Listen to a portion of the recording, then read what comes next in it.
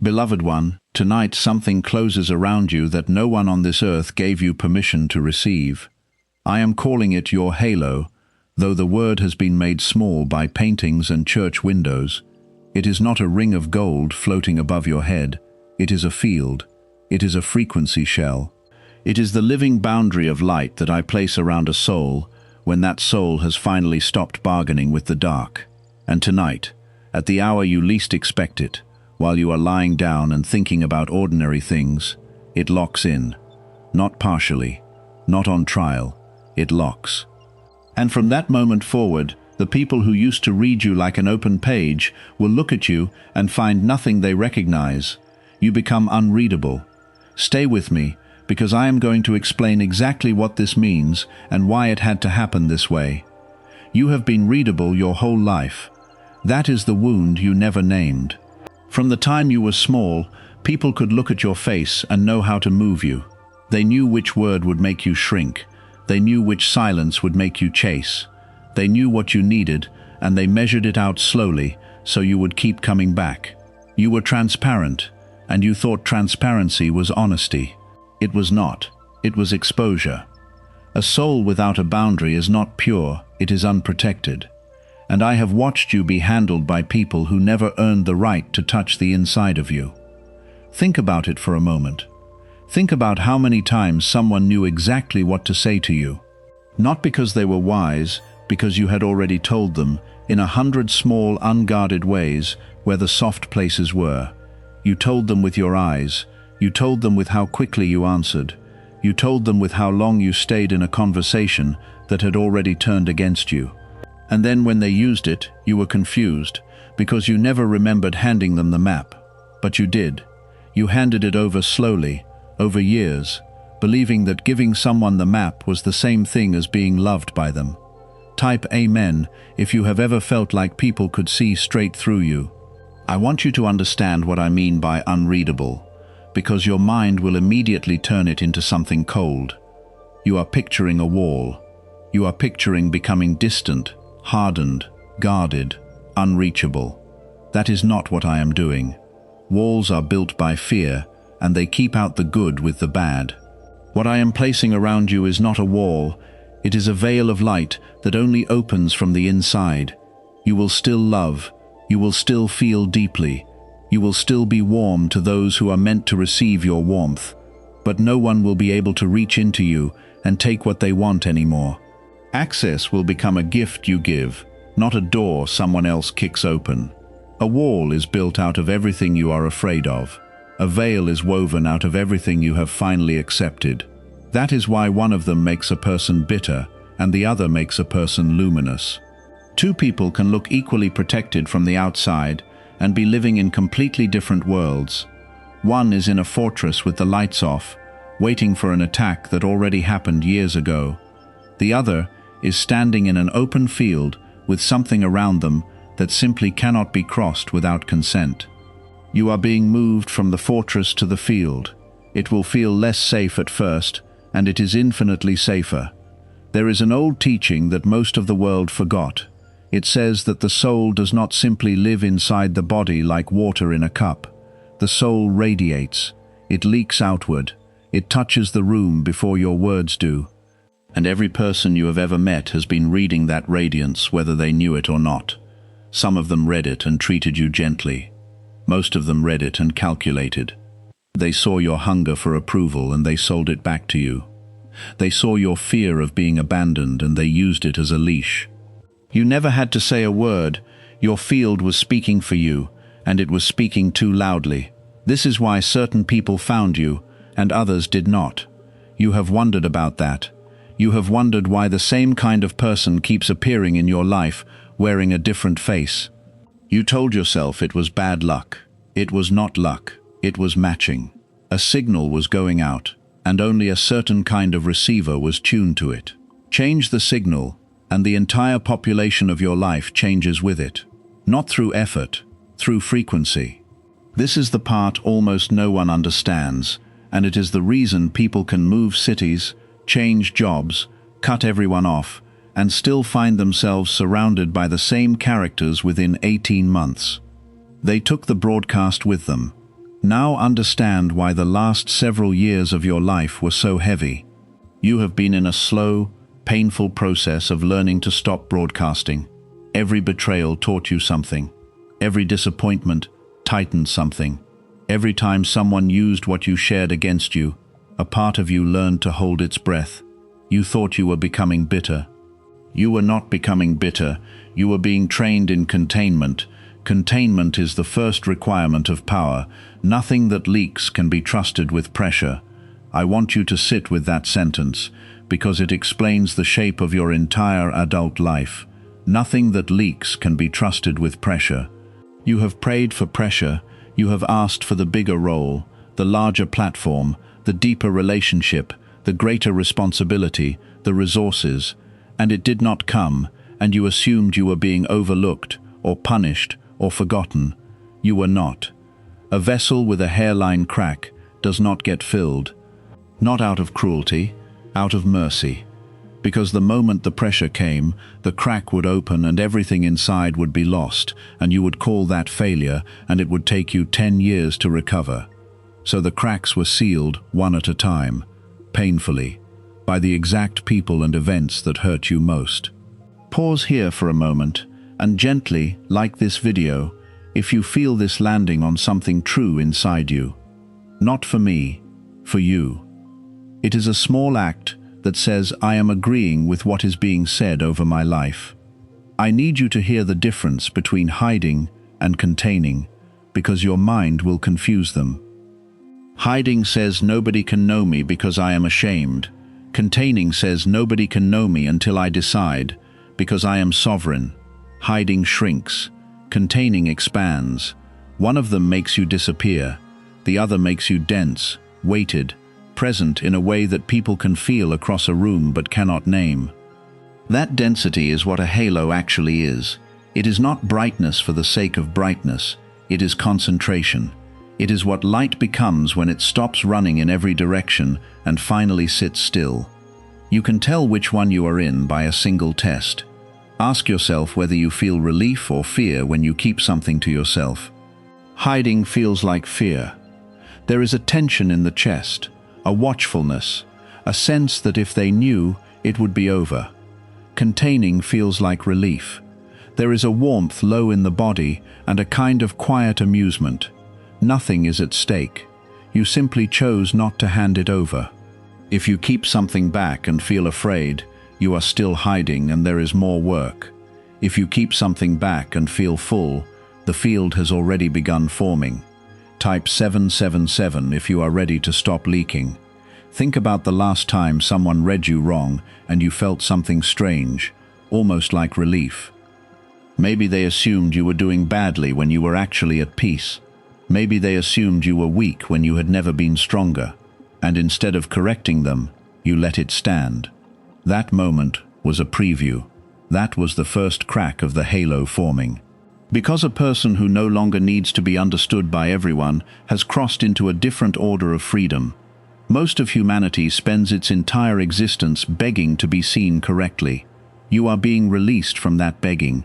Consider how much of your energy has gone into that one thing, being understood.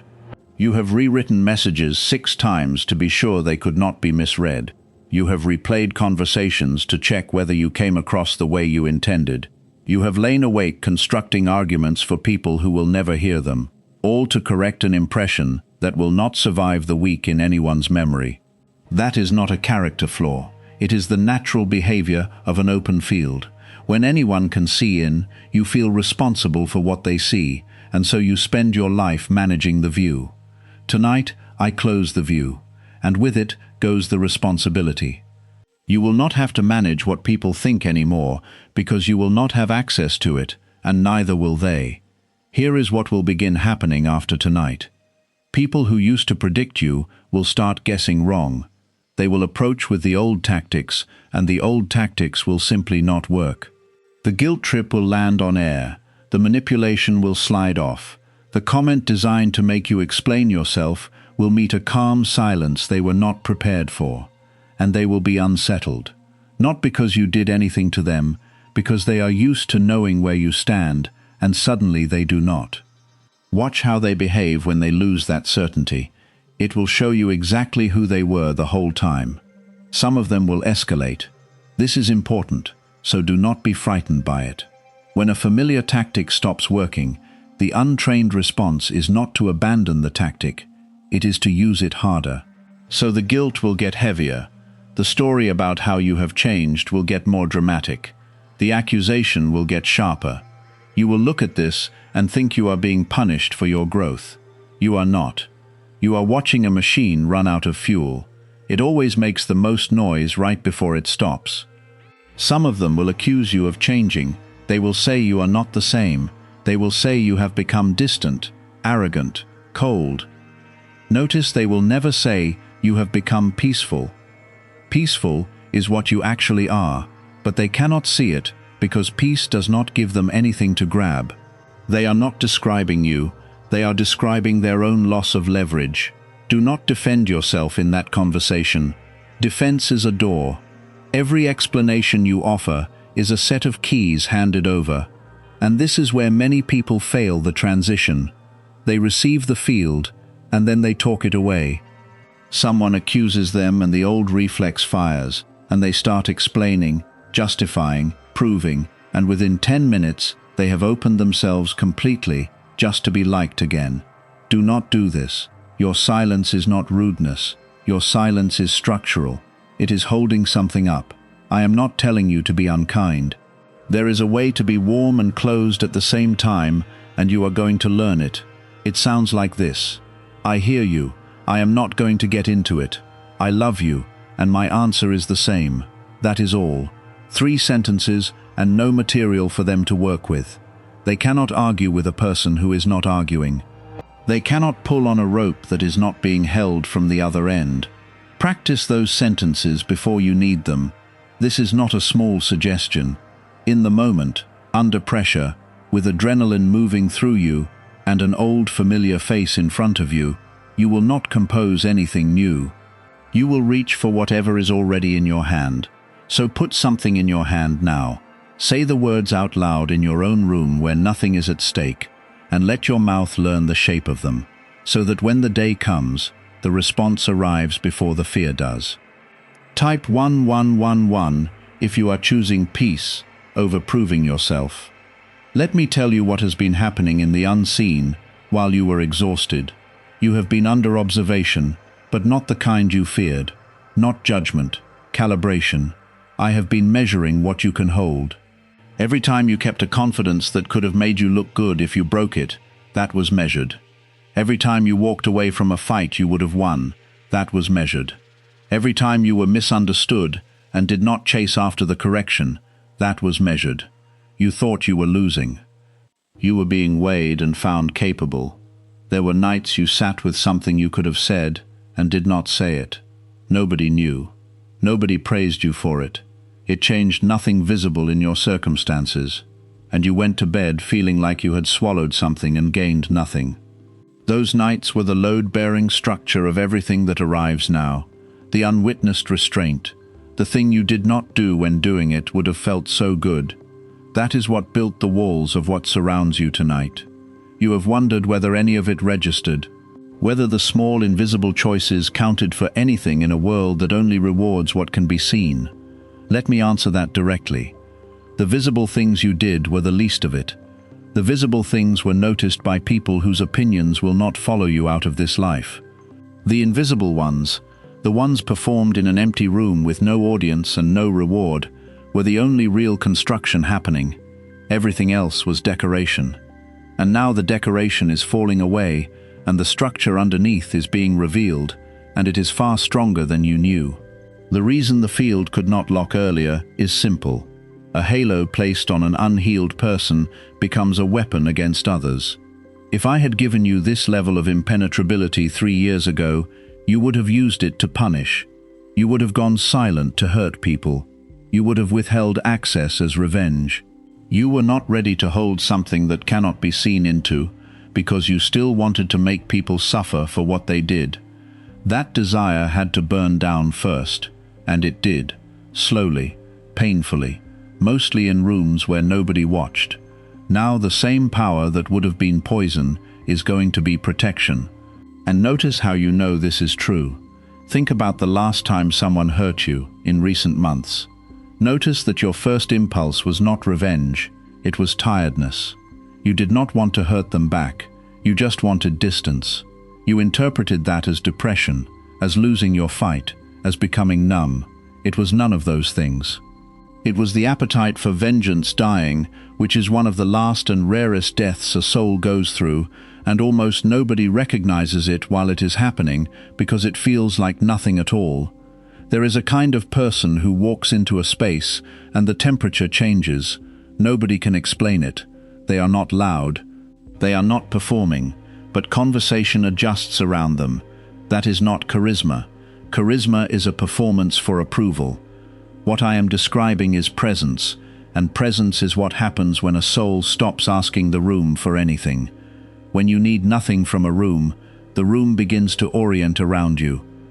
That is the mechanic. That is the whole secret, and it costs everything, and you have already paid. Type 222 to receive it. You are going to notice something strange in your body over the coming days. A sensation around the head and shoulders, sometimes warmth, sometimes pressure, like standing under still water. Some of you will feel it as a heaviness at the crown that is not a headache but is not nothing. Do not panic. This is not illness. This is a field settling. Your nervous system has been running in open broadcast mode for decades, and it is being brought inward. There will be an adjustment period.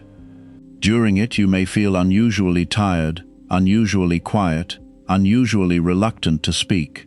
Let yourself be quiet. Do not force conversation. Do not fill silences. You are integrating.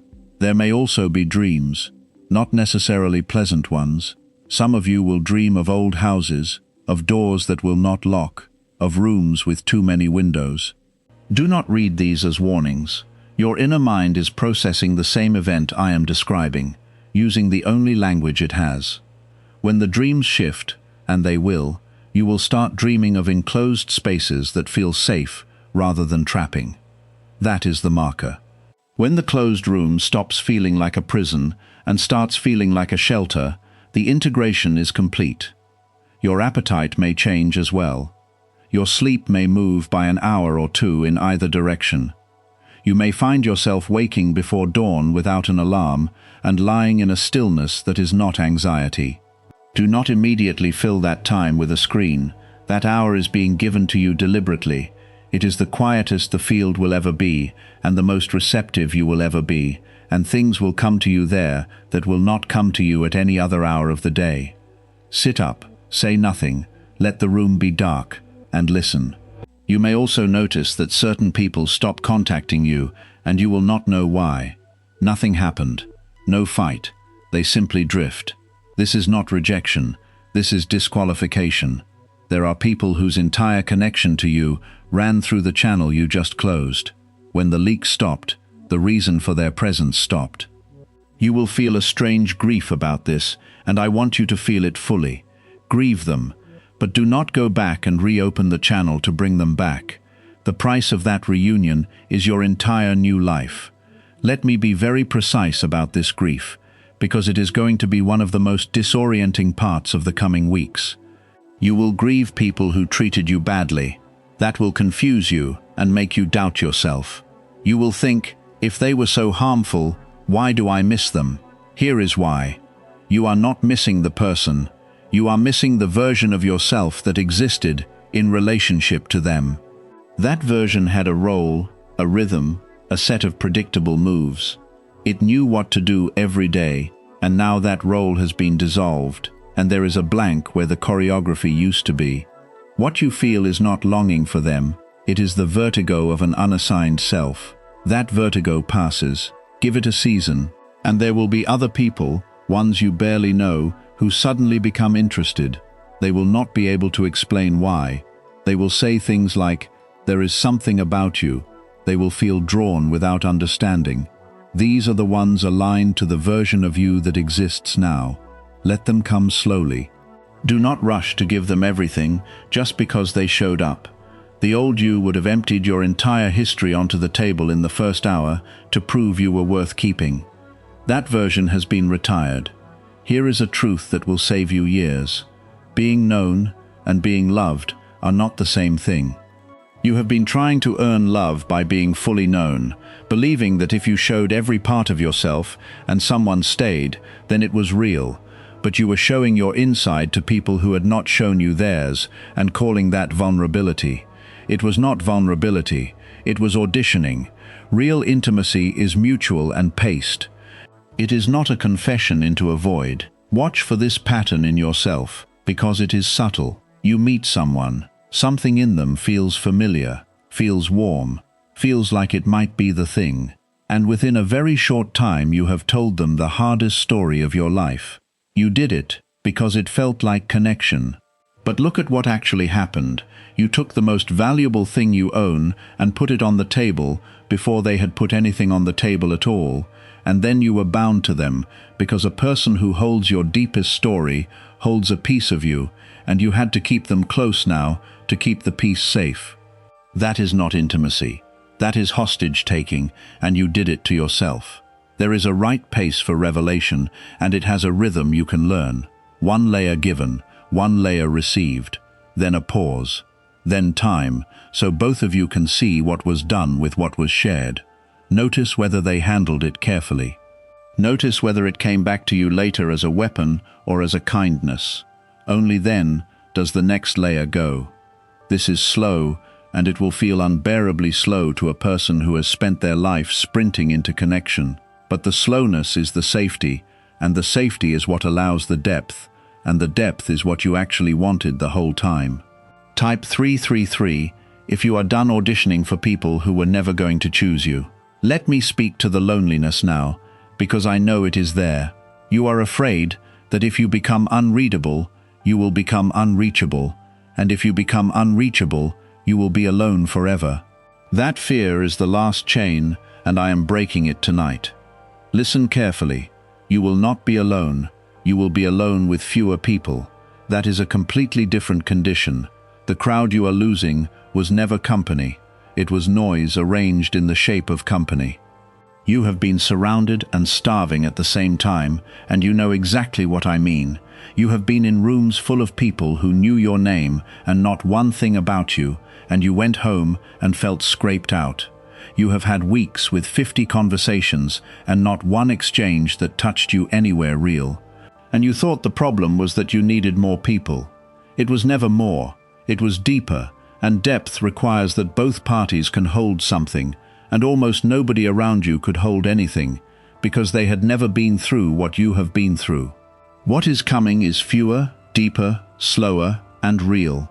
It will take longer than you want. You are going to have to sit through a season of thinness where the old is gone and the new has not arrived. That gap is not punishment. It is a cleaning. You cannot fill a room that has not been emptied. I want to prepare you for that gap specifically, because it is where most people turn back.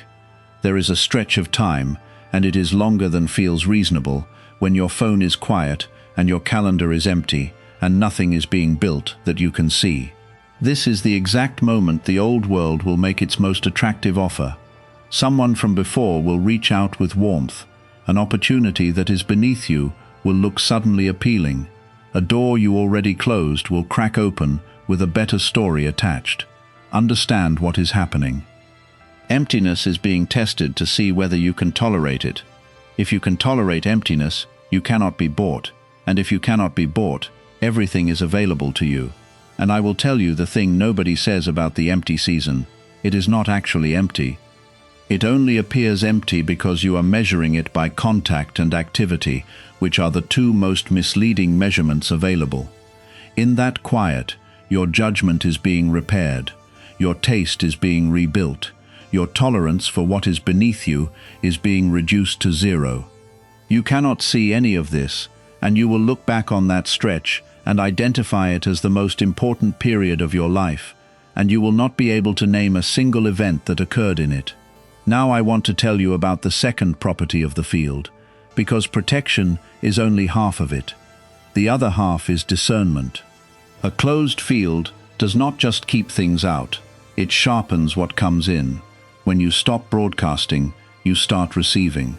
You have been so loud in your own field that you could not hear anything else. That is why the guidance felt absent. It was never absent. It was drowned out by your own signal. Imagine standing in a room shouting and asking why nobody is answering. That has been your prayer life. Not because you were insincere, because you were flooded. The anxiety, the mental rehearsal, the constant reaching outward, the low hum of needing something from everyone all the time. That noise had a volume, and it was higher than the voice you were straining to hear. Silence, the transmitter and the receiver comes alive on its own. You will not have to work at hearing. It will simply be there, the way you can hear a clock in a house once everyone leaves.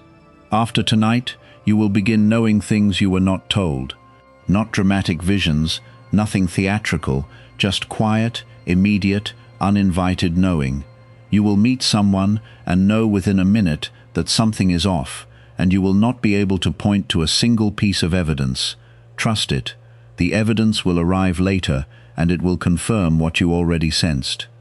You have been overriding this instinct your whole life, because you were taught it was unfair to judge.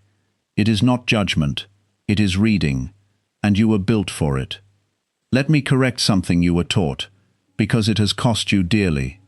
You were taught to give everyone a fair chance, to not assume, to wait until they prove it, and on the surface that sounds like grace, but look at what it actually did.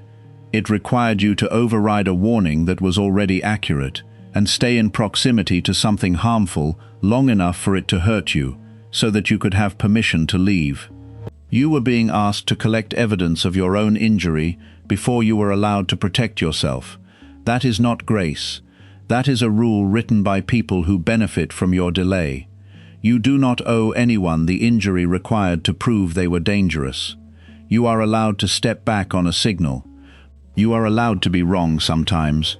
Being occasionally wrong about a person who was actually safe costs you very little. Being repeatedly right about a person you stayed with anyway has cost you years. You will also start knowing when to move. This is the one that changes everything. Most people miss their moment because their internal signal is buried under anxiety and other people's opinions. You will begin to feel a clean, uncomplicated yes about certain things and a quiet no about others, and neither will come with drama. The no will not feel like fear. Fear is loud and hot. The no I am describing is cool and flat and simply closes the topic. Learn the difference. Fear argues with you. Guidance does not argue. It states once and then waits. Here is a practice for this. When you face a decision, notice what happens in your body in the first 2 seconds before your mind engages. Not the thought, the physical event. Something either opens slightly in the chest or closes slightly in the stomach. That is the reading. Everything after that is negotiation. You have spent your life listening to the negotiation and calling it wisdom. It was not wisdom. It was your fear building a case for the option that felt most familiar. From now on, take the first 2 seconds and let the negotiation happen without giving it authority. And when you get it wrong, and you will occasionally, do not use the mistake to discredit the whole faculty. That is what you have always done. One error, and you throw out the instrument and go back to asking everyone around you what they think. A sailor does not abandon the compass because of one bad reading. You correct and continue. Discernment is not a gift that arrives finished. It is a muscle, and it is trained by use, including the uses that fail. Type 10 if you are learning to trust what you already know. There is something else you must prepare for. Once the field locks, certain people will test it hard, not consciously, but something in them will register that their access was revoked, and they will push to see if the revocation is real. It might come as a sudden crisis they need you for. It might come as a nostalgic message about the good times. It might come as an accusation designed to pull you into a defense. Understand what is actually being asked. They are asking, can I still get in? They will not come when you are strong. They will come on the day something else went wrong, when you are tired, when you have just been disappointed, when you are already questioning yourself. That is not coincidence. Access is always requested at the point of lowest resistance. So make one rule now, before the moment comes. No decisions about access on a hard day. Anything that arrives when you are depleted gets answered tomorrow. Not never, tomorrow. That single rule will protect you more than 100 resolutions made in daylight. Your answer does not need to be cruel. It just needs to be consistent. One inconsistent moment reopens the entire structure. Boundaries are not built with a single dramatic declaration. They are built with the 20th quiet refusal that looks exactly like the first 19. And I know what you are thinking. You are thinking you are not strong enough for that many refusals. You have never been able to hold a line past the third attempt. But hear me, you will not be holding it alone anymore. The field holds it with you. That is the entire point of what is being given. What used to require your willpower will now be structural. You will find yourself declining things you would have said yes to, and afterward you will sit there almost surprised at yourself, wondering where that came from. That is where it came from. There is a difference between a boundary you enforce and a boundary that simply exists. The first one exhausts you because every enforcement is a decision, and decisions are expensive. The second one costs nothing because there is nothing to decide. You do not spend willpower refusing to eat things you do not consider food. It is not on the menu. That is what happens now. Whole categories of behavior come off your menu, and the energy you used to spend fighting them gets returned to you, and you will be astonished how much energy that was. Now let me speak to the part of you that feels unworthy of this, because it is there. You are hearing about a field of protection and a locked halo, and somewhere inside, a voice is saying, "Not me, I have done too much wrong, I have failed too many times, I am too inconsistent, I am not one of the pure ones." I want to answer that voice directly and permanently. The halo is not a reward for purity. If it were, it would go to no one. It is placed on those who kept walking after they failed. That is the only qualification, not perfection. Persistence in the direction of the light after the light seemed to go out. You have failed and returned, and every return was a vote. You have been voting for years without realizing you were voting, and tonight the count is finished. And let me say something about your worst thing, the one you did not want mentioned, the one that came into your mind 2 sentences ago and made your stomach drop. I know it. I was there. And I want you to understand what I saw, because you have never been able to see it clearly through your shame. I did not see a person who was evil. I saw a person in an impossible position with no tools, making the only move they could see, and paying for it every day since. The paying is finished. You have paid more than the thing was worth. Put it down, and notice something about the shame you carry. It has never once made you better, not one time. It has never prevented a repetition, never improved a decision, never made you kinder to anyone. All it has done is drain the exact strength you would have needed to become the person who would not do it again. Shame presents itself as moral seriousness, and it is nothing of the kind. It is a parasite wearing the clothing of conscience. Conscience says, do differently. Shame says, you are the wrong kind of thing. One of those builds, and one of those consumes, and you have confused them for most of your life. There is also a strange pride hidden inside your unworthiness, and I am going to name it because it has protected itself for a long time by looking like humility. When you say you are too broken for this, you are also saying that your case is exceptional, that your failure is larger than the mercy available. That is not smallness. That is a claim about the size of your damage relative to the size of what surrounds you, and it is a false claim, and it has kept you sitting outside a door that was never locked. Come in. The room was always yours. Type Amen if you have failed and kept coming back anyway. Let me tell you what will not happen, so you do not misread the season. Your circumstances will not all resolve tomorrow. Some of the situations you are in will take months to unwind. The debt will not vanish overnight. The difficult relationship will not become easy in a week. The job will not transform by Friday. What changes tonight is not the outside, it is the position from which you face the outside.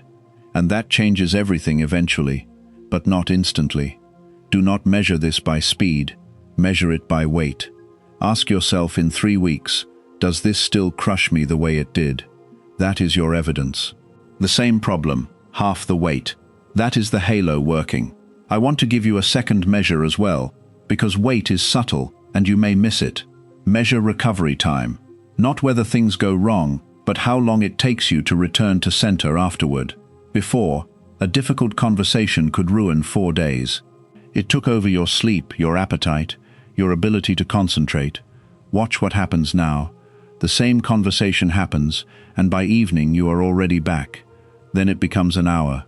Then it becomes almost nothing. That shortening is the most reliable proof of the field that exists, and it is measurable, and you should track it. And here is a third measure, quieter than both. Watch how often you think about people who are not in the room.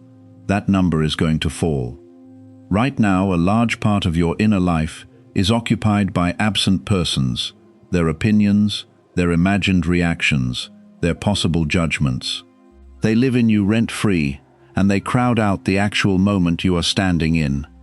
As the field settles, they will simply be gone from your mind for hours at a time, and one day you will notice their absence and feel something close to laughter. There is a phrase that will describe your coming season: effortless refusal. You will stop having to argue yourself out of things that are bad for you. The arguing was always the sign that the thing had a grip. When the grip breaks, there is no argument. There is just a shrug and a turning away.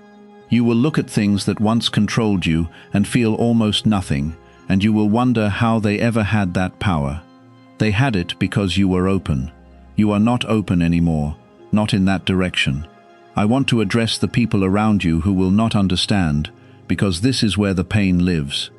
Some of them love you, genuinely, and they will still resist this, because they built their relationship with you around the version who was always available, always explaining, always accessible, always slightly anxious about being enough.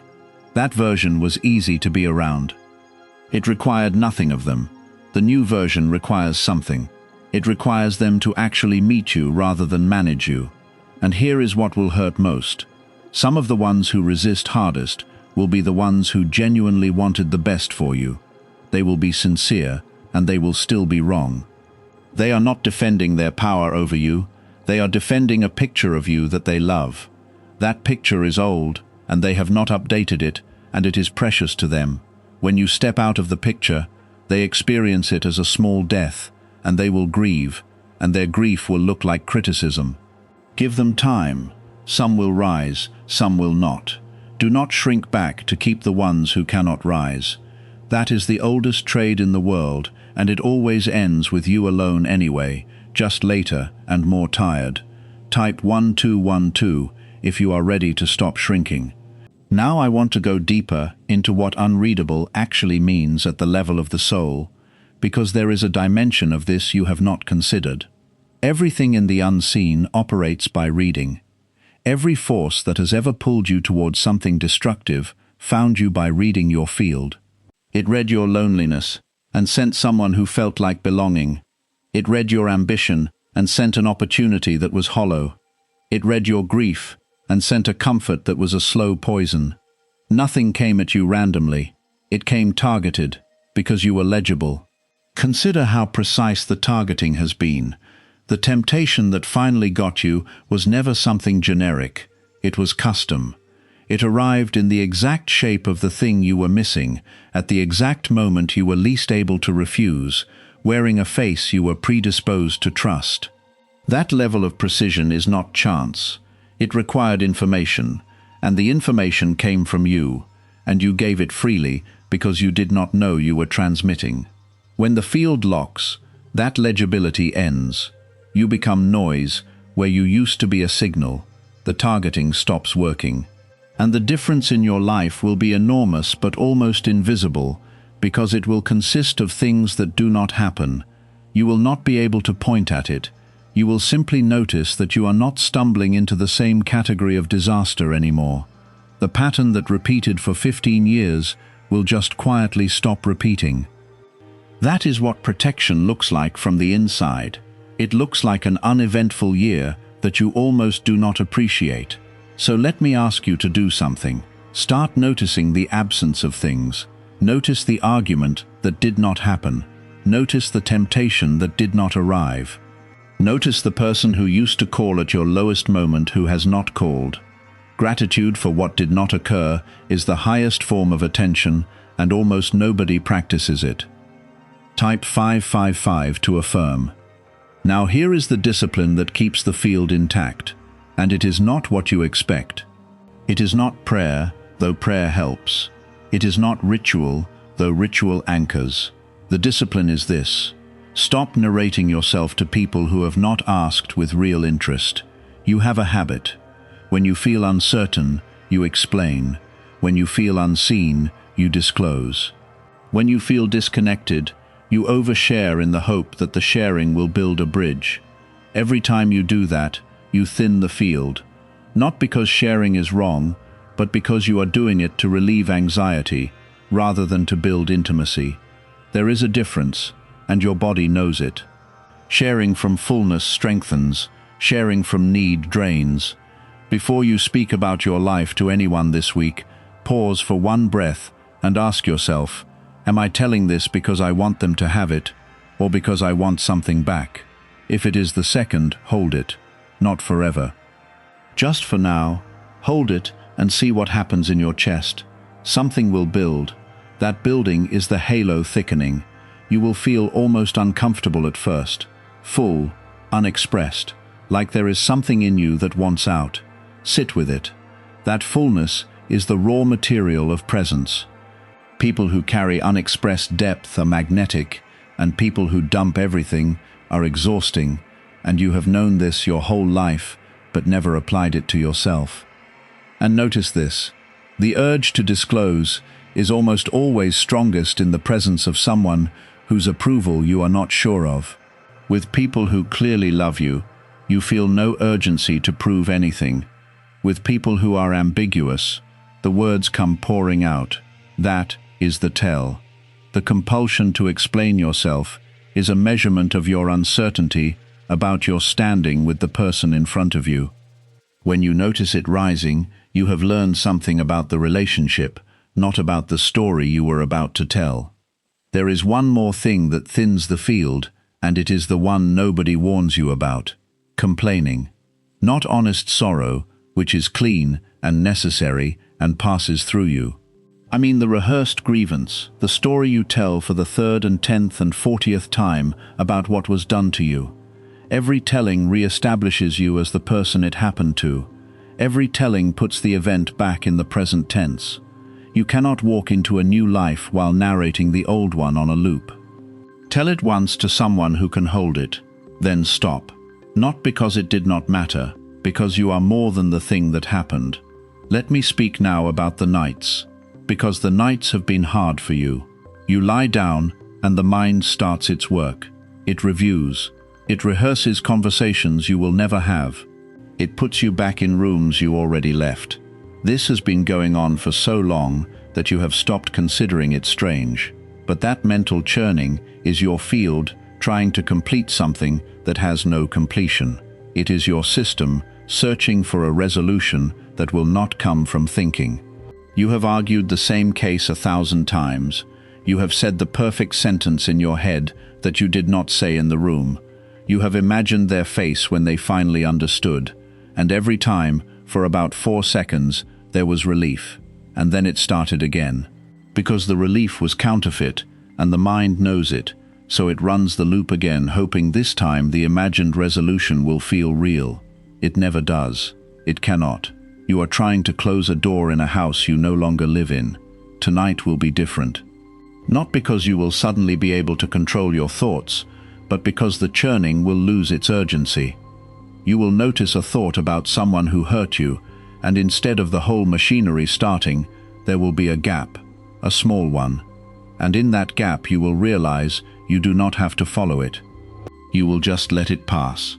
and it will pass, and nothing will collapse. That gap is where your entire freedom lives, and tonight it opens. Type Amen if your nights have been long. I want to say something about anger, because there is anger in you, and you have been ashamed of it.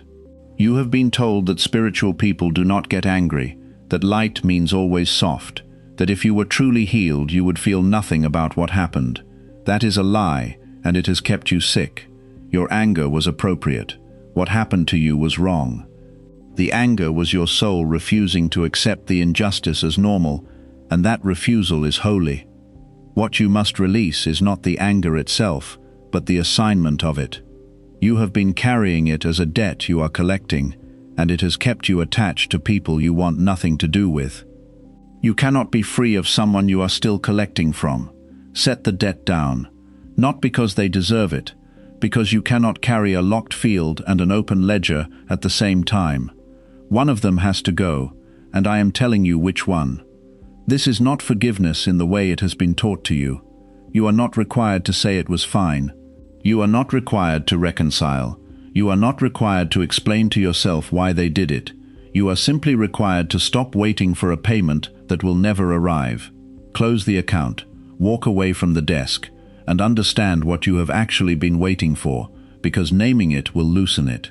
You have not been waiting for an apology, you have been waiting for them to feel what you felt. That is the real demand. You want them to experience the exact weight of what they put on you, because then it would be balanced, then the universe would make sense, then you could rest. But that is not how it works, and it is not going to happen. They will not feel it. Most of them barely remember, and the only person still carrying the full weight of the event is you, which means the punishment you designed for them is being served entirely by you. You will feel lighter within days. This is not metaphor. Now let me tell you about what is being prepared on the other side of this passage, because I have not spoken of it yet, and you need something to walk toward. There is a work that has your name on it. Not a job, a work. Something you were built for, that has been waiting for you to become someone who could not be bought, flattered, or frightened out of it. That is why the training was so specific. Everything that made you unreadable also made you incorruptible, because you cannot be manipulated by a promise you do not need, or a threat you do not fear. You have wondered why doors closed. Some of them closed because what was behind them would have consumed you before you were ready. You would have entered that room as a person who could still be read, and you would have been dismantled inside a year. The delay was not denial, it was armor being fitted. Think of the ones you envied, the people who got there before you, who received what you were praying for, who walked through while you stood outside. Look at where some of them are now. Not all of them, but enough of them. Look at what it cost. Look at what they had to become to keep it. You were spared that, and you experienced the sparing as rejection, and you resented me for it, and I did not defend myself, because the explanation would have meant nothing to you at the time. And now that it is fitted, the doors begin to move. Do not expect them to open dramatically. In my economy, the significant door usually looks like an ordinary conversation. Someone mentions something in passing. A message arrives that seems minor.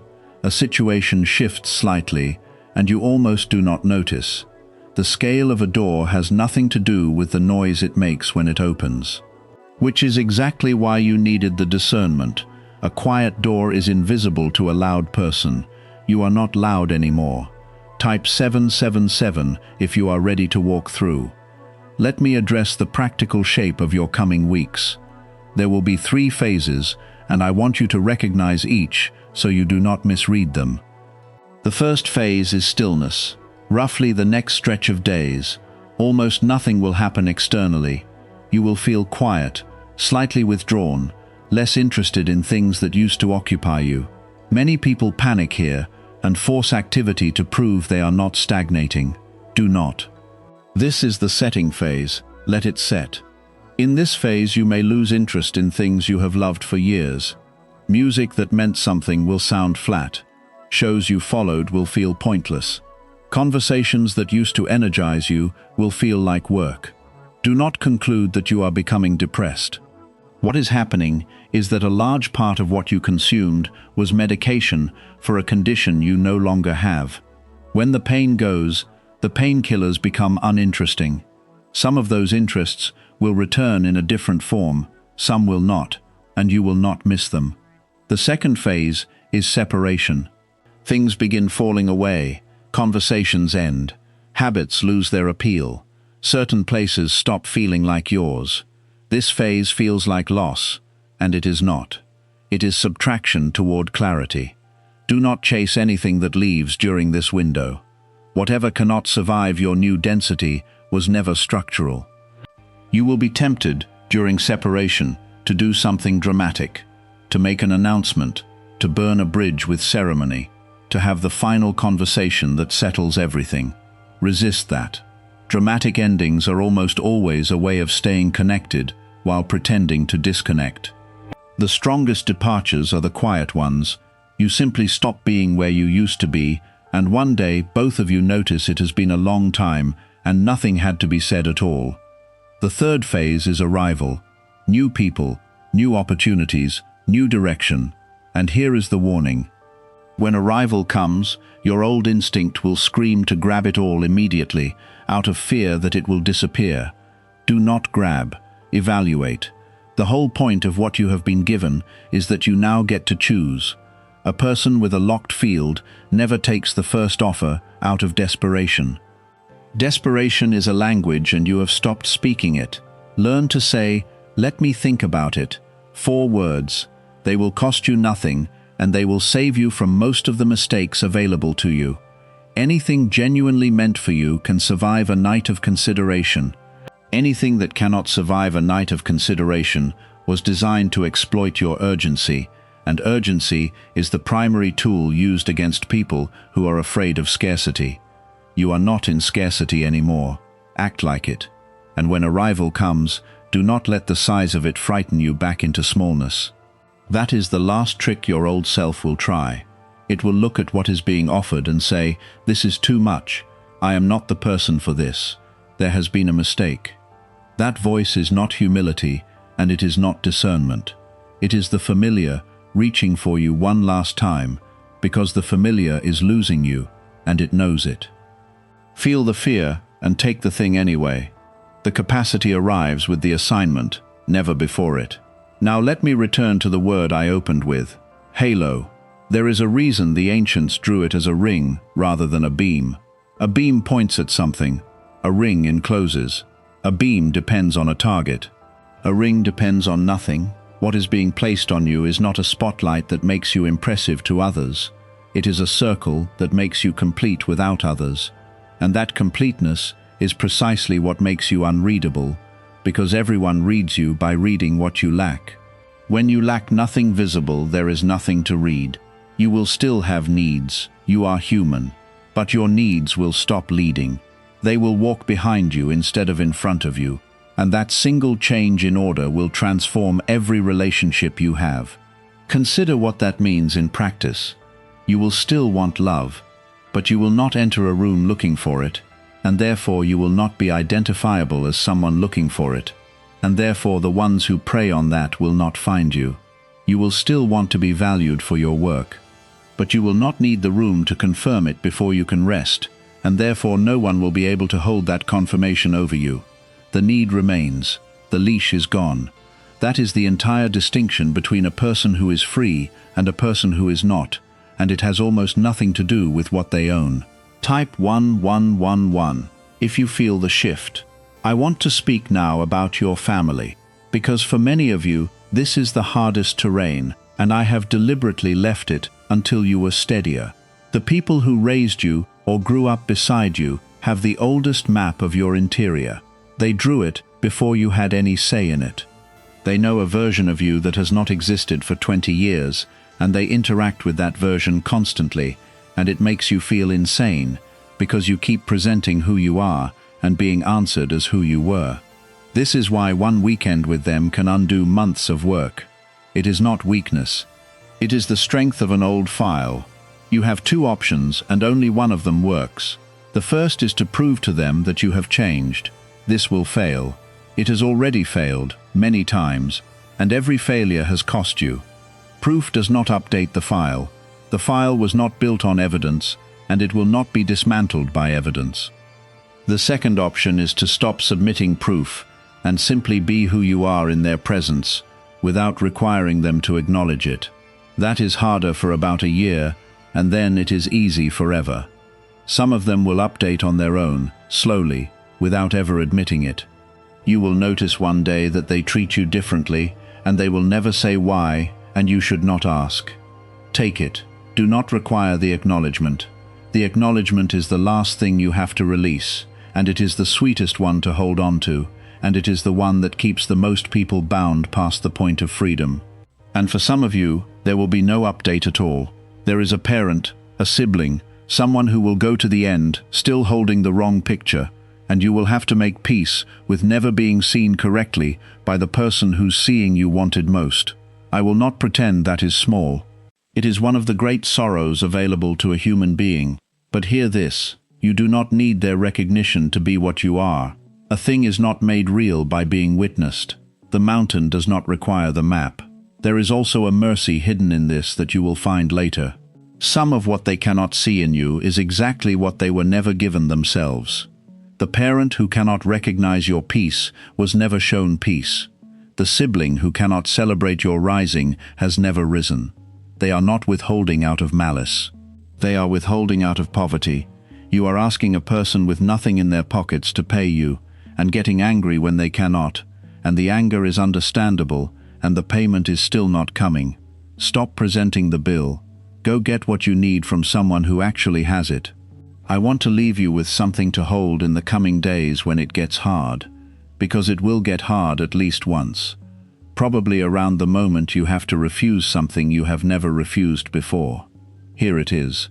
You do not owe anyone access to your interior, not your family, not your oldest friend, not the person who once helped you, not the one who says they only want to understand. Access is not a debt you pay for past kindness. It is a gift given from fullness to people who have proven they can hold it. If that sounds harsh to you, notice who taught you that it was harsh. It was probably someone who benefited from your openness. And notice something else. The people who genuinely love you have never once demanded access. They waited. They still wait. They have never made you feel that closeness was a toll you had to pay. Look at your life and find those people. They are quieter than the others. They are easy to overlook. Go toward them. I want to say more about them, because you have neglected them and you know it. The steady ones. The ones who never created a crisis, never made you prove anything, never punished you for a slow reply. You have taken them for granted because they were not urgent, and urgency is what your old system responded to. You gave your best years to the ones who made noise, and your leftovers to the ones who made peace. Reverse that now. Call the quiet one. Sit with the steady one. Give your energy to what does not demand it, and watch what grows. Type 222 if you know exactly who I mean. Now let me speak to what you will become over the longer arc, because tonight is a lock, not an ending. There is a version of you that exists further down this road, and I want to describe them so you can recognize them when you arrive. They walk slower than you do now. Not because they are tired, because they are not chasing. They answer questions after a pause, and the pause is not awkward, it is considered, and people lean in during it. They can sit in a room without speaking and not feel that they are disappearing. They can be disliked without an internal M.